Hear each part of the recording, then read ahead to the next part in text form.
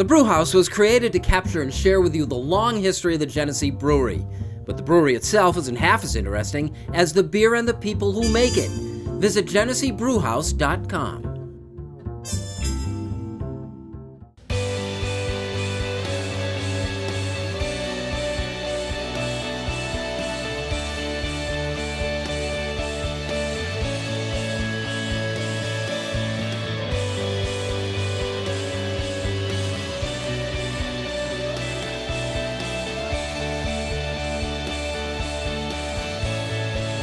Hello, everyone, and thanks for joining us. This is the Rochester Press Box, presented by the Genesee Brewhouse. A pleasure to have Kim Berntson in with us this week. Thanks. We're surrounded by the break room here. That's is that good or bad, Mike? Oh, I think it's good here. Yeah, there.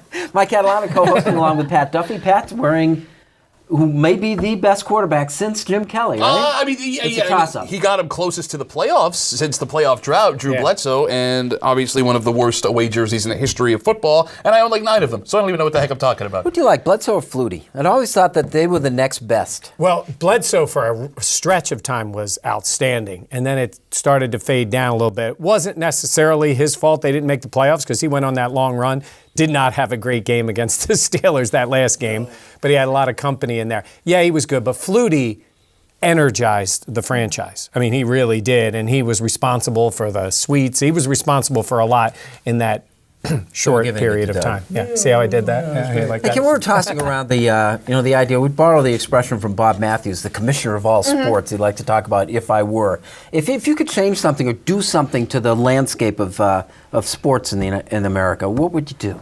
I think one thing that the NFL does really well is they make the season very meaningful. So each game really means something from week to week, and you only have the NFL for 4 months out of the year. I think other major sports leagues need to kind of follow that same scheme where, make me look forward to the game every week. Baseball doesn't have to go from spring to October. I mean, that's just too long. How many people are paying attention to those first 2 months? I mean, unless you're a deep baseball fan, you probably don't really care what's going on in the early stages. Same with hockey.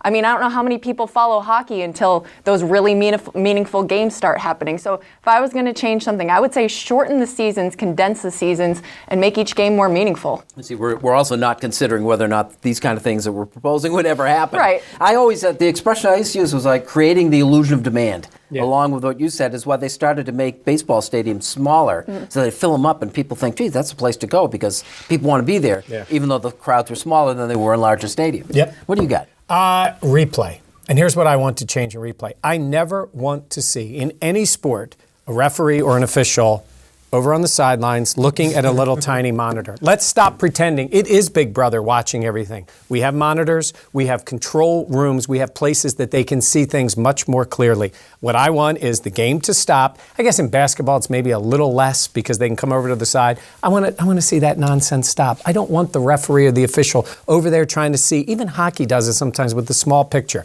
Call to New York, Toronto, wherever you have your league. Let them decide that way. Have former officials, have them part of the crew, or have the league up there. Make the call down, make it quicker, and stop that nonsense of coming to look inside the small window. All right. We might actually see that one happen. What do you got? All right, here's what we do. Eliminate all NFL Thursday Night Football games. Cut rosters by 5 players each in the NFL, and have a 10-game minor league football season that plays on Thursday nights in college towns throughout the country during football season. That's not a tall order. Well, no, here's why, right? So, last weekend, you have quarterbacks that have never started in the NFL before all over the place, right? Guys who have never played. Well, the reason you have to start them in legitimate, meaningful games is because you can't see them play. Same goes with running backs. Look at guys like Mike Gillislee, right? Look at wide receivers like Justin Hunter and Chris Hogan. It's places where you can see these guys develop in front of your face. You eliminate this Thursday Night Football thing that's hurting all of these players and hurting the game of football. But if you want that football, you're still going to have legitimate former college stars, names that you recognize, playing on NFL Network or Fox Sports 1 or CBS Kajunda, whatever the hell they call that network, right? And it's beneficial for the NFL, it's beneficial for the consumer, and it gives cities outside of major NFL cities the opportunity to go and cheer for a professional football team. If CBS doesn't have that network, they should. CBS Chagunda, that's where my sitcom's airing this week. It's called Get Me Off This Damn Show. I'm still campaigning for the best of 7 playoff advantage being 5 for the home team, 2 for the other. solves a myriad of problems. Y'all hate it. You don't have to say anything more about it. This is the Rochester Press Box presented by the Genesee Brewhouse. We'll talk the Buffalo Bills next.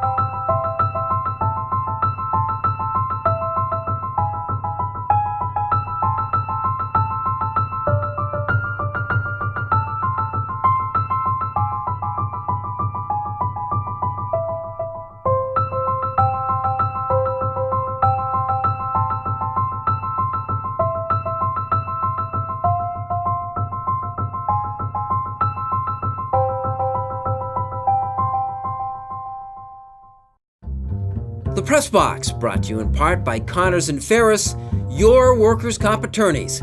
Call 262-COMP, C-O-M-P, today.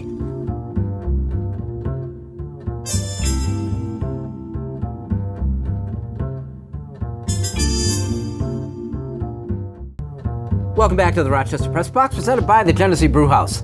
This portion brought to you by Connors and Ferris. Michael, we talked Buffalo Bills at Kansas City this week. I guess I would look at it this way, is the Bills have played that dance all year long of present and future. And I do believe that the organization's thought has been back and forth between one eye on both, and then sometimes I say it's an eye and a half on the future or in the present. I think they've tried to do both, but are still focused on what's the long term. You know, I've said this to you guys many times, that the drought is painful for fans, and I kind of get it.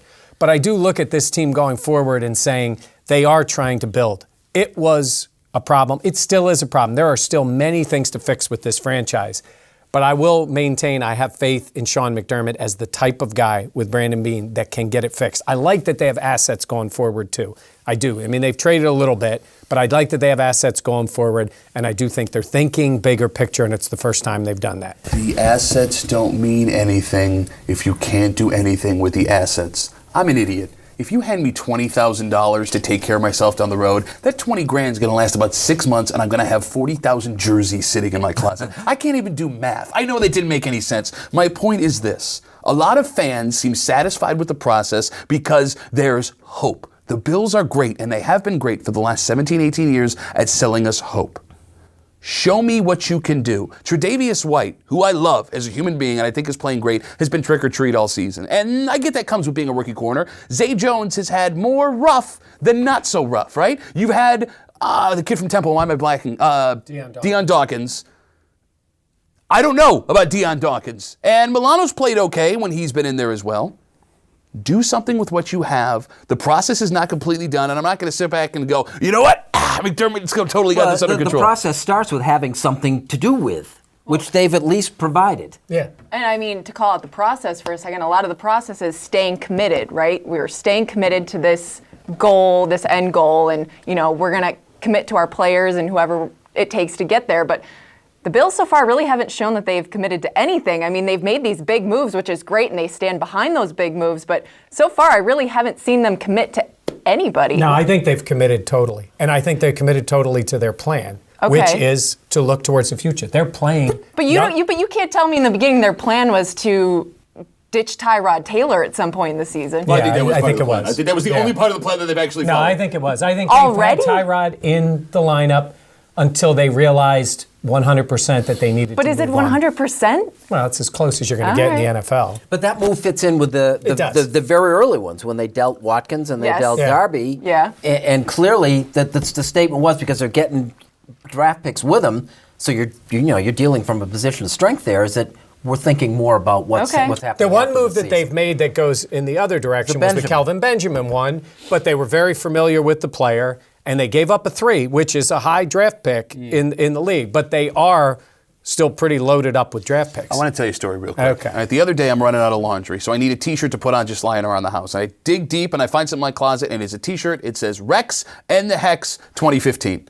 And then the next day, swear to God, I'm walking through my closet looking for another t-shirt to wear, and I pull out a t-shirt and it says, Yes, we Chan. What I am terrified of with all of this positive talk, like there was about Rex, like there was about Chan Gailey, is in 3 years from now, I'm going to be digging through my closet and there's going to be a Trust the Process t-shirt that I look a quick show of hands. Yes. How many think it's different this year? I do. Yep. And I have a question for you. How often do you do laundry? My wife usually does it. She's too busy. Okay. Connors and Ferris, the sponsor of this segment of the Rochester Press Box, will award the winner of our Pick the NFL contest a check of $500 to be donated to the Hunters Hope Foundation. This is the Rochester Press Box, presented by the Genesee Brew House, and this portion was brought to you by Connors and Ferris. Like it or not, it's next.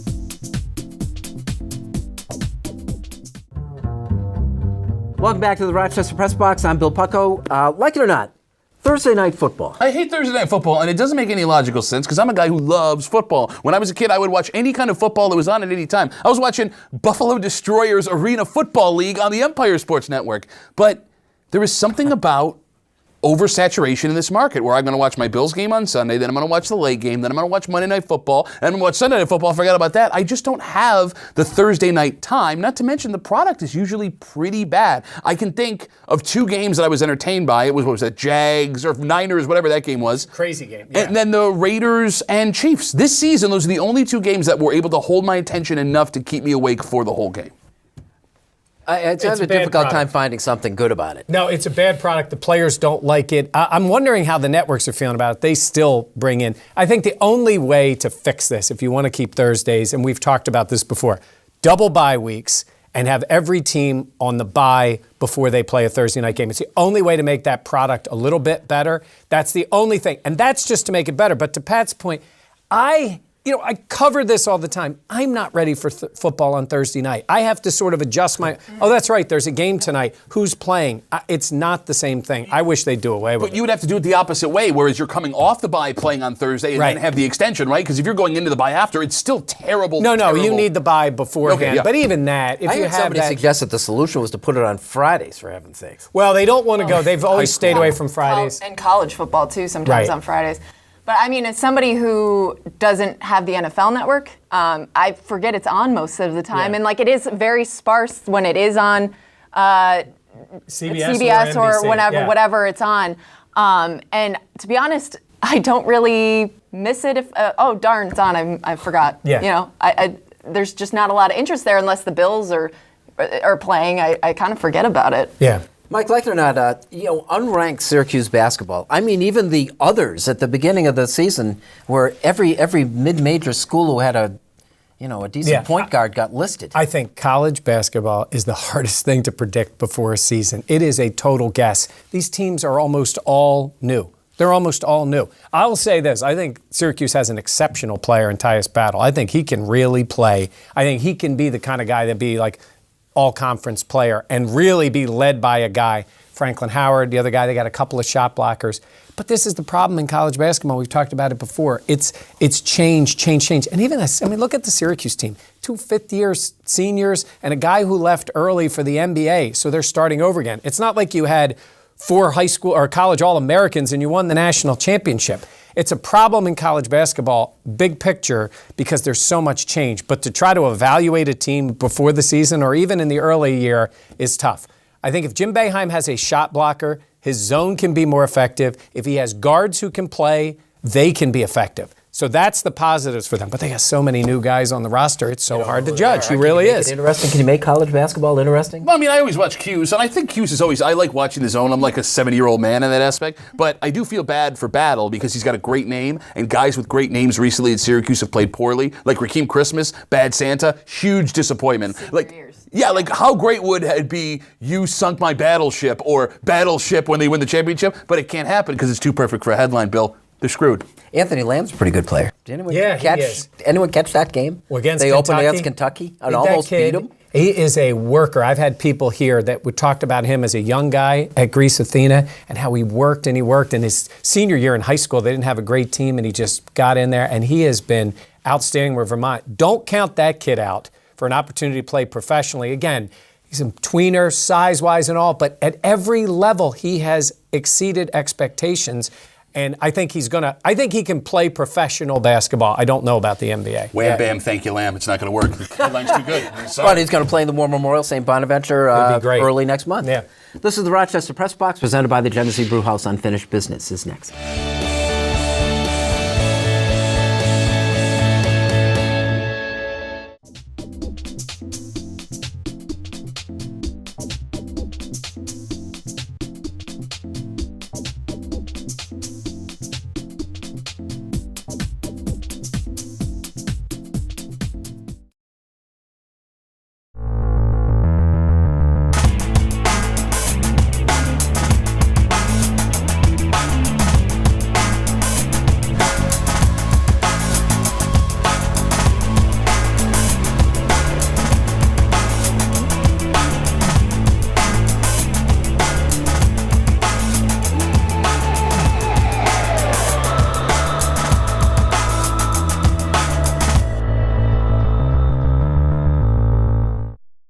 Dunkin' has lots of fall favorites to root for.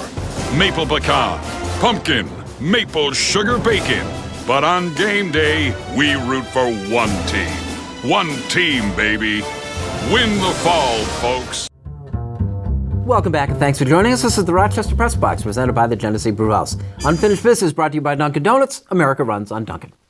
You know, we just touched on it before the commercial. St. Bonaventure, Vermont, at the Blue Cross Arena, major D1 college basketball here in Rochester. And I go every year. I love those games, which is makes it very surprising that for a city that has a Division I hockey team, Rochester, for all of these years, doesn't have a Division I basketball team. I don't know what's taking RIT so long to jump on this, unless they don't want to make the commitment, which they would have to do if they had Division I basketball, to go entirely Division I sports. But there are other schools in this town that can do it. In fact, schools that have a rich history of basketball, the U of R, Nazareth, even St. John Fisher. I know it's harder for those other schools to do it, and I know that it costs a lot of money, but I do know that the U of R has an endowment of $2.1 billion. And the U of R has a connection of very powerful people that can help them make their one Division I sport, basketball. How in this town that supports college basketball the way it does, with Syracuse, St. Bonaventure University, and even the University of Buffalo now, not have a single Division I college basketball team? And think how exciting it would be if we saw Rochester, New York, up in the possibility for the, 68 teams now on that CBS show? Yeah, I'm with you 100% on this. I think it's embarrassing that we don't have that in this town, because I think it would work. I think people would support a basketball team. Remember the Rochester Classic? I came in right as that was just ending, when they used to bring... It ended in the 40s? Oh, you're saying I'm old. Very. They had Pat Ewing actually played at the War Memorial in that tournament. That was kind of fun to see. Yeah.